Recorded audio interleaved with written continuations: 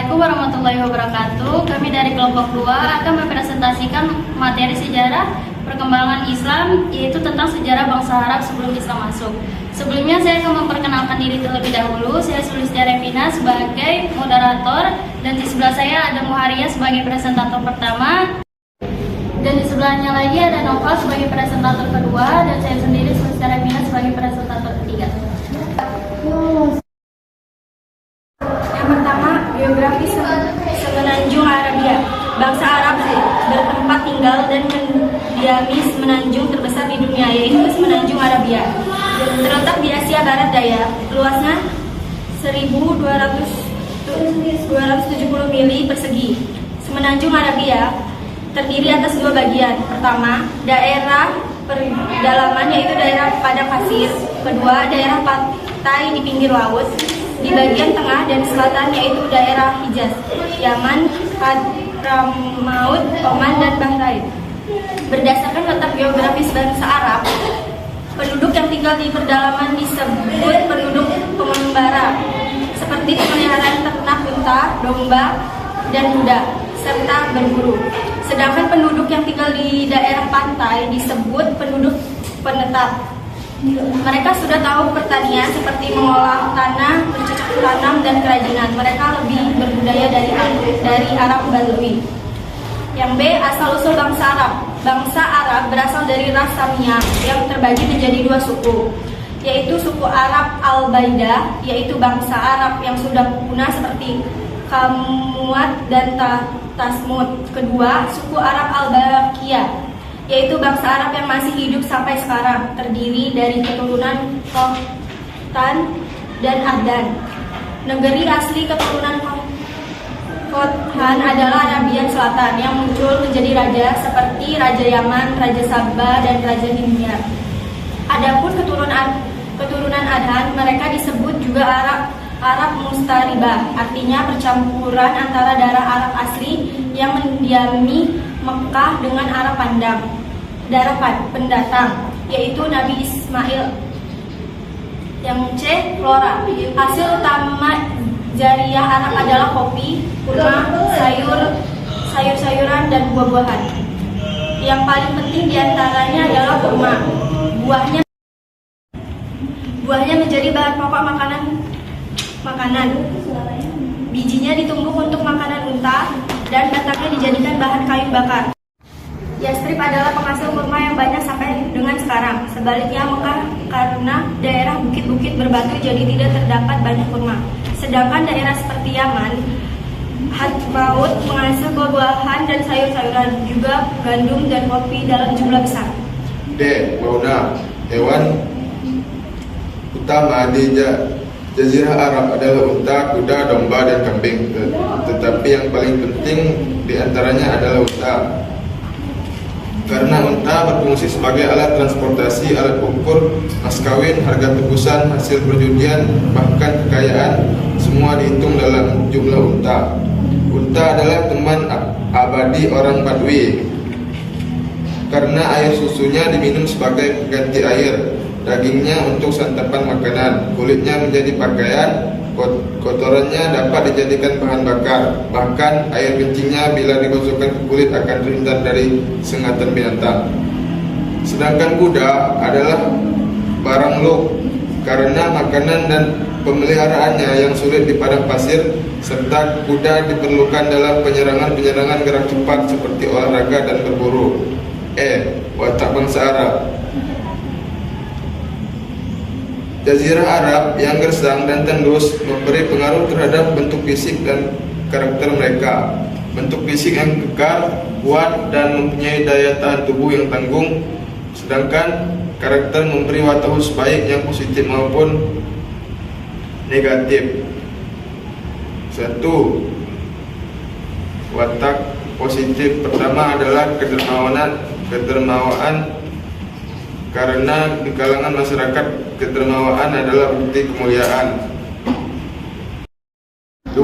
Watak negatif. Pertama, gemar berperang untuk memenuhi keperluan mereka harus menyeberang ke perkampungan orang lain. Namun karena desa lain pun mengalami problem yang sama, maka jalan satu-satunya adalah perang. Siapa yang kuat dia yang berhak untuk hidup, maka dalam pandangan orang Arab perang adalah untuk mempertahankan hidup. F. Agama dan kepercayaan. Mayoritas penduduk Jazirah Arab di masa jahiliyah menyembah berhala, sedangkan minoritas di antara mereka orang Yahudi di Yathrib, orang Kristen di Najran di Arabia Selatan, dan sedikit yang beragama Hanif di Makkah. Agama berhala pertama kali dibawa dari Syam ke Mekah oleh Amru bin Luhai dan diterima sebagai agama baru oleh Bani Uza'ah yang kemudian berkembang pesat hingga menjadi agama mayoritas penduduk kota Mekah. Tercatat bahwa Hubal adalah patung yang paling diagungkan, terbuat dari batu akik berwarna merah dan berbentuk manusia. 3 berhala yang terkenal yang lainnya adalah Al-Lata terletak di Taif, Al-Uzza di Nakhlah sebelah timur Makkah, kedudukannya terbesar kedua di bawah Hubal, dan Al-Manata di Yathrib lebih populer di kalangan suku Aus dan Kharaz. Ketiga berhala ini disebut Al-Quran surah Al-Najm ayat 19-23. Politik dan pemerintahan. Terdapat 2 negara dikuasai di masa jahiliyah, yaitu kerajaan Bizantium Romawi di barat dan kerajaan Persia di timur. Selama zaman jahiliyah, seluruh semenanjung Arabia menikmati kemerdekaan penuh kecuali daerah utara, yaitu Palestina, Lebanon, Yordania, dan Syam berada di bawah kekuasaan Bizantium, dan Irak berada di bawah kekuasaan Persia. Di kalangan orang Arab Badui tidak ada pemerintahan. Kesatuan politik mereka bukanlah bangsa, tetapi suku yang dipimpin kepala suku yang disebut syekh.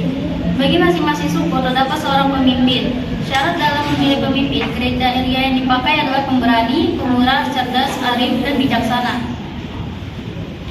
Karena tidak adanya pemerintahan pusat, hubungan antar suku selalu dalam konflik. Peperangan antar suku sering terjadi. Akibat peperangan terus-menerus, kebudayaan mereka tidak berkembang. Karena itu bahan-bahan sejarah Arab pra-Islam sangat langka didapatkan di dunia Arab. Sejarah mereka hanya dapat diketahui dari masa kira-kira 150 tahun menjelang lahirnya agama Islam. Hampir seluruh penduduk Arab adalah penyair. Maka tidak heran bila seni sastra terutama puisi sangat berkembang. Melalui puisi-puisi mereka lah sejarah bangsa Arab sebelum Islam dapat ditelusuri. Karena para penyair itu selain pemberi nasihat dan juru bicara suku, dia juga ahli sejarah dan intelektual sukunya. Tetapi di kalangan bangsa Arab menetap sudah ada pemerintahan. Pusat pemerintahan mereka adalah kota Mekah. Mereka adalah suku Amalika, suku Bani Jurhum, suku Bani Huza'ah, dan suku Quraisy. Suku Quraisy menjadi suku yang mendominasi kehidupan masyarakat Arab. Ada 10 jabatan tinggi yang dibagikan kepada kabilah-kabilah atau suku Quraisy. Di antaranya adalah Hijabah, penjaga kunci Ka'bah, Sikariyah pengawas mata air Zam-Zam, Diyar kekuasaan hakim sipil dan kriminal, Sifarah para pengurus pajak untuk orang miskin, Natwah pejabatan ketua dewan, Haimunah pengurus balai musyawarah, Faizana jabatan administrasi keuangan, dan Azlam penjaga panah peramal untuk mengetahui pendapat-pendapat dewa.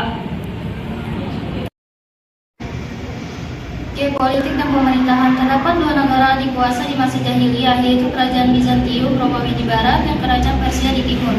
Selama zaman jahiliyah, seluruh semenanjung Arabia menikmati kemerdekaan penuh kecuali daerah utara, yaitu Palestina, Lebanon, Yordania, dan Syam berada di bawah kekuasaan Bizantium, dan Irak berada di bawah kekuasaan Persia. Di kalangan orang Arab Badui tidak ada pemerintahan. Kesatuan politik mereka bukanlah bangsa, tetapi suku yang dipimpin kepala suku yang disebut syekh. Bagi masing-masing suku terdapat seorang pemimpin.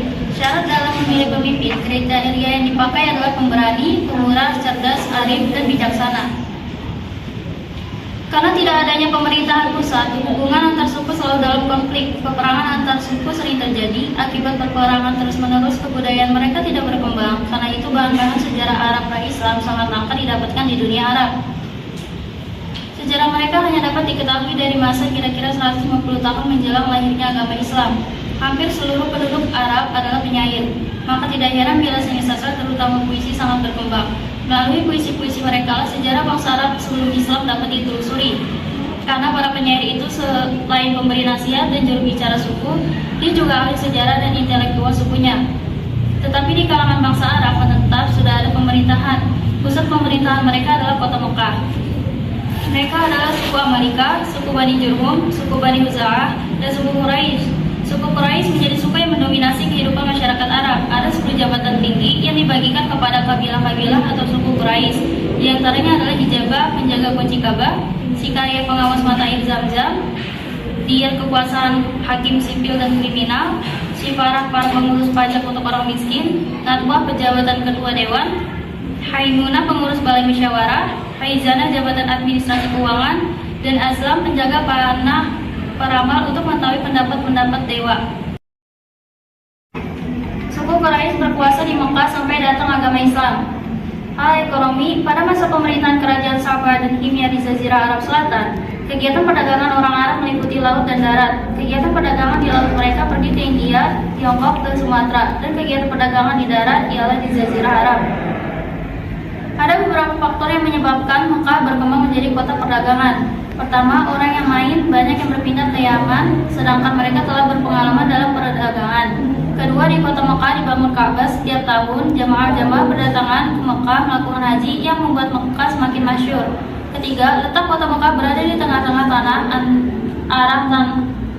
Arab antara utara dengan selatan. Keempat, daerahnya yang gersang membuat penduduknya suka merantau untuk berdagang.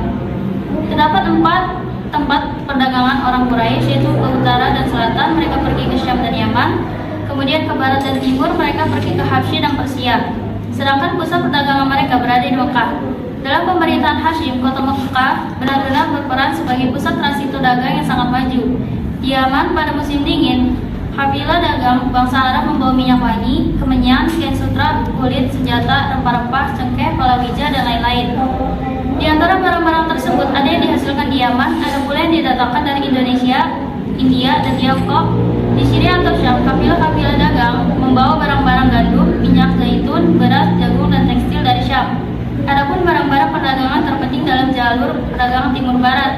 Kafilah-kafilah dagang Arab membawa rempah-rempah dari Habsyi untuk diperdagangkan di Persia. Mereka juga berdagang mutiara di Persia yang dikeluarkan dari Selat Persia. Sosial budaya. Dalam bidang budaya, bangsa Arab terkenal dengan kepastian lidahnya. Ciri khas manusia ideal bangsa Arab adalah kepastian lidah, pengetahuan tentang senjata, dan kemahiran menunggang kuda. Maka tidak heran bila seni sastra terutama puisi sangat berkembang pesat di masa itu. Para penyair memiliki kedudukan terhormat di kalangan sukunya. Sejarah bangsa Arab dapat diketahui melalui puisi-puisi mereka. Oleh karena itu, para penyair selain pemberi nasihat dan juru bicara sukunya, mereka juga ahli sejarah dan intelektual sukunya. Syair adalah salah satu seni yang paling indah dan sangat dimuliakan serta dihargai oleh bangsa Arab. Mereka senang berkumpul mengelilingi para penyair untuk mendengarkan syair-syair mereka, sehingga pada beberapa pasar tempat berkumpul para penyair, yaitu Pasar Ukas, Pasar Majina, dan Pasar Bulmajas. Di pasar-pasar itu, para penyair memperdagangkan syairnya dengan dikelilingi oleh warga sukunya, dan bahkan mereka memperlombakan syair-syair, kemudian dipilih di antara syair-syair itu yang terbagus untuk digantungkan di dekat dengan patung pujaan mereka. Bila ada dalam salah satu harfiah muncul seorang penyair, maka berdatanganlah kafilah-kafilah lainnya mengucapkan selamat kepada kafilah tersebut. Kafilah itu mengadakan jamuan makan dengan menyembelih binatang-binatang, dan dalam pesta itu wanita-wanita keluar bermain musik dan menyanyi. Kesimpulannya, dengan melihat pembahasan di atas, maka dapat ditarik kesimpulan bahwa bangsa Arab sebelum Islam pada masa itu dikenal jauh dari peradaban, bahkan jauh dari kata manusiawi. Peperangan terjadi di mana-mana, judi, mabuk-mabukan, mengundi nasib, berzina, dan lain sebagainya. Sehingga masyarakatnya dikenal dengan sebutan jahiliyah. Tetapi ada satu hal yang sangat menonjol di dalam tradisi masyarakat pra-Arab Islam, yaitu dikenal dengan tradisi menghafal. Masyarakat Arab pra-Islam bukan berarti tidak ada yang tahu menulis, akan tetapi mereka lebih merasa terhormat ketika bisa menghafalkan secara lisan tentang suatu peristiwa dibandingkan dengan menulis. Masyarakat Arab pra-Islam mempertontonkan kelebihan di bidang sastranya melalui syair-syair yang diperlombakan. Sekian presentasi dari kelompok 2.